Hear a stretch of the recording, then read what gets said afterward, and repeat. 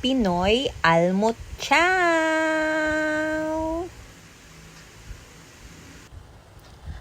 Ayan, nagprito lang po ako ng scrambled egg. Then, nagprito rin ako ng skinless longganisa plus tocino.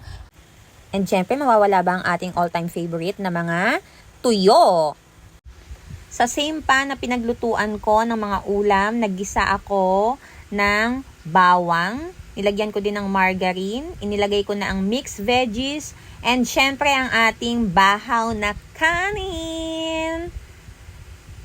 I-mix lang natin. Lagyan natin ng salt, ng magic syrup, and ng pepper. I-mix lang po natin para mas masarap ang ating fried rice. Ready na ang ating almutsyaw.